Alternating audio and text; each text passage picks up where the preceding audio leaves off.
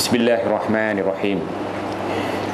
Innal hamdalillah nahmaduhu wa nasta'inuhu wa nastaghfiruh wa na'udzu billahi min sururi anfusina wa min sayyiati a'malina. May yahdihillahu fala mudilla lahu wa may yudlil fala hadiya lahu. Wa ashhadu an la ilaha illallah. Hadirin hadirat ikhwan ikhwat yang dirahmati Allah Subhanahu wa taala. Saya diminta supaya mengajarkan, menunjuk ajar bagaimana solat gerhana, yakni gerhana matahari dan bulan. Tempoh hari semasa gerhana matahari, ramai yang mungkin Waalaikumsalam warahmatullahi tidak mengetahui cara-cara sembahyang gerhana, maka mereka tidak sembahyang. Ada juga yang sembahyang tetapi sembahyangnya seperti sembahyang qabliyatul fajr, yakni 2 rakaat sebagaimana solat-solat sunnah sebelumnya. Adapun solat gerhana, sama ada gerhana bulan ataupun matahari, dia ada perbezaan dengan solat-solat yang dikatakan solat wajib dan solat-solat sunnah yang ada. Jadi supaya tidak membuang masa, cuba lihat halaman 2. Ya. Sebenarnya telah disyariatkan agar didirikan solat gerhana matahari di setiap kali terjadi gerhana. Setiap kali terjadi gerhana. Hukum mendirikan solat gerhana adalah sunnah muakkadah berdasarkan kesepakatan para ulama. Kita boleh ambil rujukannya, penjelasan ini dalam buku Tawdihul Ahkam min Bulughil Maram yang ditulis oleh Al-Bassam. Kemudian antara hujah-hujah, dalilnya banyak. Di antara hujah-hujah dan dalil, sunnahnya, yakni sunnah muakkadah mendirikan solat gerhana matahari atau bulan ialah: pertama, kita akan bincangkan di sini gerhana matahari.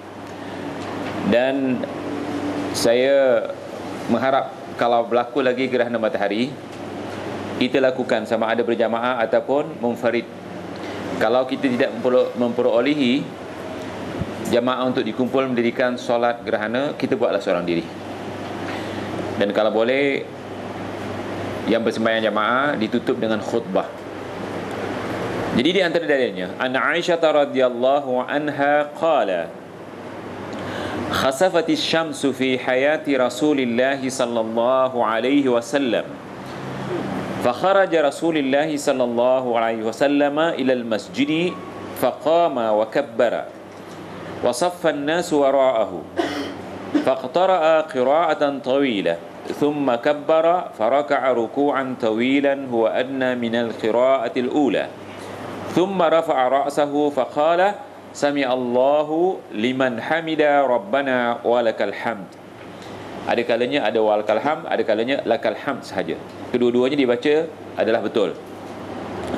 ثم قام فاقترأ قراءة طويلة هي أدنى من قراءة الأولى ثم كبر فركع ركوعا هو أدنى من ركوع الأولى ثم قال سمع الله لمن حمد ربنا لك الحمد ثم سجد ثم فعل في الركعة الأخرى مثل ذلك حتى استكمل 4 ركعات و4 سجدات وانجلت الشمس قبل أن ينصرف ثم قام فخطب الناس فأثنى على الله بما هو أهله ثم قال إن الشمس والقمر آيتان من آيات الله عز وجل لا ينخسفان لموت أحد ولا لحياته فإذا رأيتموهما فافزعوا إلى الصلاة.